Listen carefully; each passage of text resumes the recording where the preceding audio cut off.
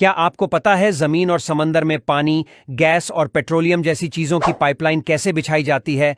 और क्या आप जानते हैं इन पाइपों को आपस में कैसे जोड़ा जाता है और कैसे एक पाइप में से दूसरी पाइप निकाली जाती है?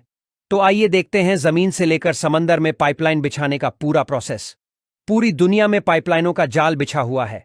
इन पाइपलाइनों की कुल लंबाई करोड़ों किलोमीटर में है, जो पानी, गैस, पेट्रोलियम जैसी चीजों को एक शहर से दूसरे शहर और यहां तक कि एक देश से दूसरे देश तक पहुंचाने का काम करती है। आज के समय में पाइपलाइनों को जमीन के नीचे ही नहीं, बल्कि समंदर के तल पर भी बिछाया जाता है। पानी की पाइपलाइन बिछाने के लिए इस प्रकार का गड्ढा तैयार किया जाता है, जिसके अंदर पाइपों को एक एक करके रखा जाता है। सभी पाइपों के सही अलाइनमेंट के लिए इस तरह की मशीन का इस्तेमाल किया जाता है, जो पाइपों को बिल्कुल बराबर ऊंचाई पर फिक्स करती है।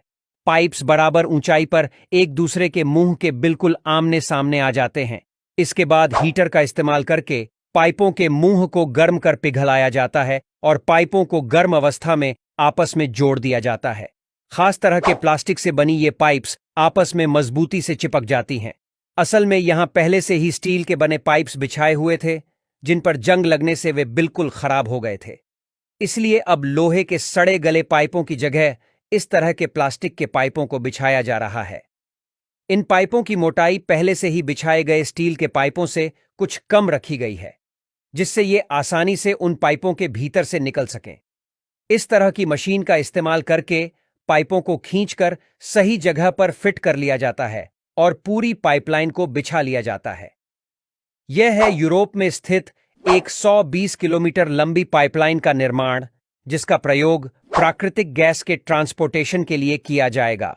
गैस पाइपलाइन को बिछाने के लिए प्लास्टिक के पाइप्स की जरूरत नहीं है। इस काम के लिए स्टील के पाइप्स का इस्तेमाल किया जाता है।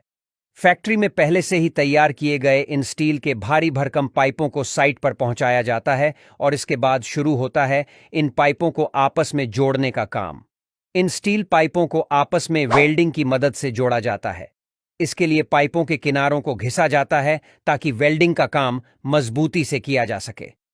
पाइपों को सही प्रकार से आपस में जोड़ने के लिए अलाइनमेंट मशीन का इस्तेमाल किया जाता है, जिसे पाइप के भीतर से गुजारा जाता है और पाइप्स एक ही लाइन में अलाइन हो जाते हैं। सही ऊंचाई पर आ चुके इन पाइपों को वेल्डिंग की मदद से आपस में जोड़ा जाता है।